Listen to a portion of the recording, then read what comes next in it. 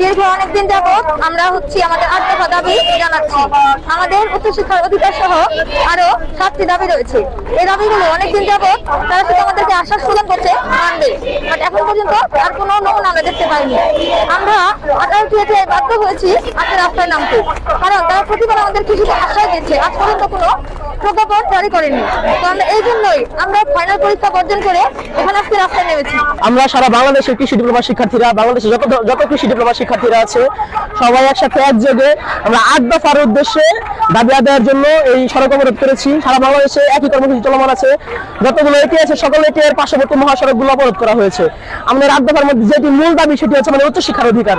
বাংলাদেশের কৃষি ডিপ্লোমা শিক্ষার্থীদের জন্য কোনো ধরনের উচ্চশিক্ষার অধিকার আদায়ের জন্য, উচ্চশিক্ষা গ্রহণের জন্য কোনো ধরনের সুযোগ সুবিধাই নাই, কোনো ধরনের ব্যবস্থাই নাই। আমাদের দাবি আছে, যতক্ষণ পর্যন্ত না মানা হয় আমরা এখানে অবস্থান করব। আমাদেরকে পাবলিক কৃষি বিশ্ববিদ্যালয় উচ্চশিক্ষা গ্রহণের সুযোগ দিতে হবে। তারপর হচ্ছে প্রতি বছর নিয়োগের ধারাবাহিকতা বজায় রাখতে হবে। বৈজ্ঞানিক ডিপ্লোমাদের জন্য রাখতে হবে। তারপর হচ্ছে ইন্টারনেট যাতায়াত। আরএফএল এসডব্লিউআর পাইপি মাপে যা বলে তাই দেয়।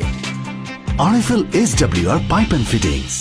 আমাদের মূল উদ্দেশ্য হচ্ছে আমাদের 8টি দফা আছে। এই 8টি দফা যতক্ষণ পর্যন্ত মেনে না নেওয়া হবে ততক্ষণ পর্যন্ত আমাদের আন্দোলন চলমান থাকবে এবং আমরা এই কর্মসূচি পালন করতে থাকবো। আমরা পরীক্ষা বর্জন করছি ইতিমধ্যে, আপনারা সবাই জানেন।